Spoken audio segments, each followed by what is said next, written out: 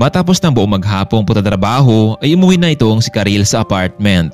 Samantalang naiwan muna itong si Jefferson para mag-overtime sa paglilinis. Karil, mauna ka na umuwi sa apartment. Tapusin ko lamang ito. Meron ka namang extra susi, hindi ba? Ganun ba, Jefferson? Kung ganun ay hintayin lamang kita dito. Wag na, Karil, baka medyo matagalan pa ako. Sigurado ka ba? Oo, sige. Sigurado ako. Pinasakyan na lamang ni Jefferson ang nobya ng taxi sa labas ng ospital. Samantalang muli namang may tumawag sa phone nito si Jefferson. Inakala niya ang kaibigan nito na tumawag sa kanya, ngunit laking gulat niya dahil ang kanyang mga magulang mula sa ibang bansa ang tumawag sa kanya. Iho, Jefferson, kumusta ka na dyan? Mom, Dad, I know everything.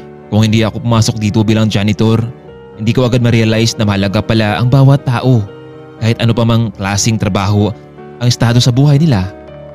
Naku, nice to hear that, Iho.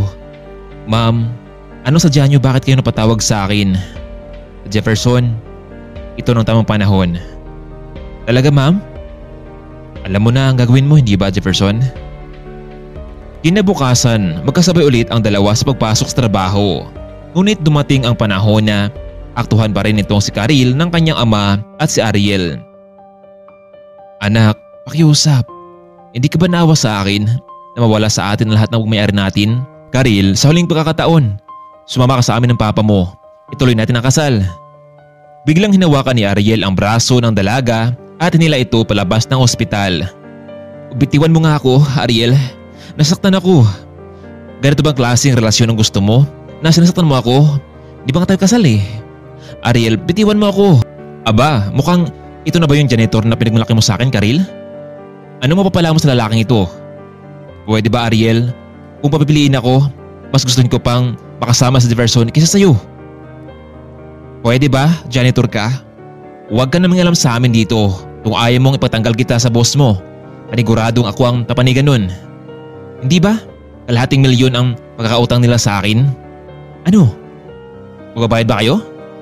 Ha, Ariel, ako ang mabayad ng utang nila sa'yo. Nagpapatawa ka ba? Isang janitor kumikita lamang ng barya-barya tapos ngayon gustong bayaran ang utang nila? Bakit, Ariel? Dahil ba sa mahirap lamang kami? Ibababa ng tingin mo sa amin? Oh, narito ang kalahating milyon. Siguro naman, lulubay mo na ang pamilya ni Karil. Ano ka ba? Sama na ko ang perang ito, paniguradong nagnakaw ka. Nasaan ang boss niyo dito? Gusto ko siya makausap. Paano ka nagkaroon ng ganito kalaking halaga? Samantalang isa ka lang namang janitor, hindi ba? Siya ang may-ari ng ospital na ito. Naibang ka na ba? Janitor, may-ari ng ospital na ito? Tawagan niyo ang guard dito. Mukhang nabaliw na yata ang janitor na ito eh. Nagnanakaw siya ng kalahating milyon. Maya-maya pa, may dumating na mga gwardya sa halip na si Jefferson ang kanang ilabas sa ospital ay hinawakan ng dalawang gwardya itong si Ariel. O, teka lang. Bakit ako ang hinawakan nyo? Itong janitor ang may kasalanan. Nagnakaw siya ng malaking halaga. Mister, pasensya na ho kayo pero wala kayong pahintulot na pumasok sa ospital na ito. Guard, gusto kong makausap ang boss nyo dito. Kapag nakausap ko ang boss nyo dito, paniguradong papatanggal ko kayo dahil wala kayong respeto sa akin. Mr. Ariel, hindi mo na kailangan pang makita ang boss namin dahil ito na mismo ang nasarapan nyo. Siya ang boss namin, si Mr. Jefferson. Guard, ilabas niyo ang lalaking ito dahil ayaw ko nang makita pa na makatapak ang lalaking ito sa ospital ko. Sandali lang. Hindi ito maaari. Tuloy na ngang pinalabas ng gwardya itong si Ariel sa ospital. Samantalang laking gulat naman ni Karil at Gilbert sa kanilang natuklasan. Sandali lang, Jefferson. Totoo bang lahat ng nalaman na ito? Oo, Karil. Ako nga ang CEO ng ospital na ito. Wala kang dapat mag-alala dahil binayaran ko na ang inyong pagkakautang. Hindi naman nakapagsalita itong si Gilbert. Bigla itong napaluhod sa harapan ni Jefferson. Patawad, Iho.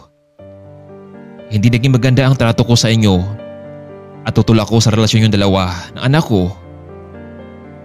Wala akong ibang hangad na mapabuti ang kanyang buhay. Pero mukhang nagkamali ako sa desisyon ko.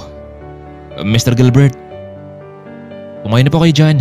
Nakahiya naman sa mga empleyado ko at nakita kayo nakaload sa akin. Sige, pinapatawad ko na kayo pero sana lang po sa sunod huwag po tayo maghusga agad ng tao. Kahit mayaman man o mahirap, may karapatan ding magmahal. Ang malaga ay totoong nagmamahalan ng mga ito.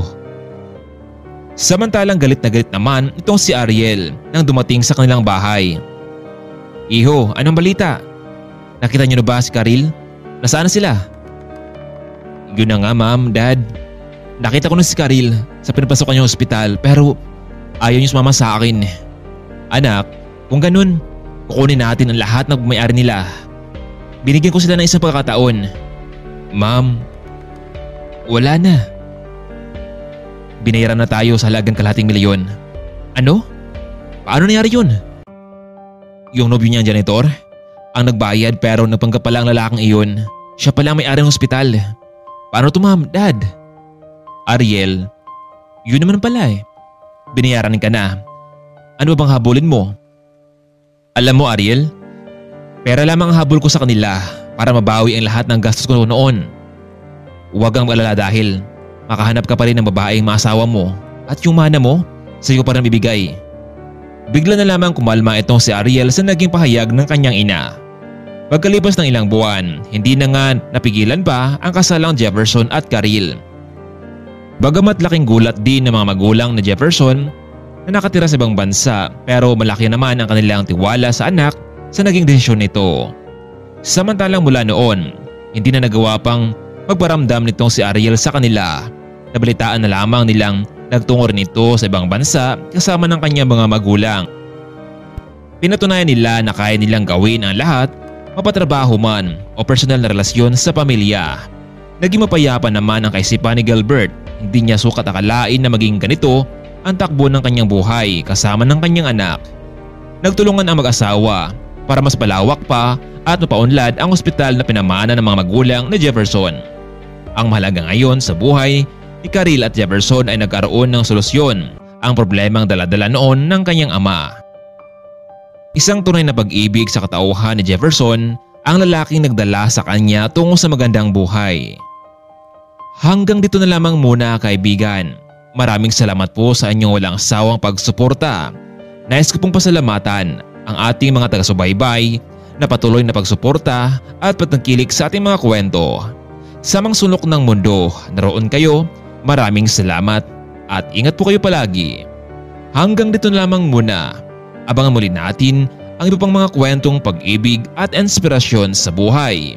Hanggang dito na lamang at paalam.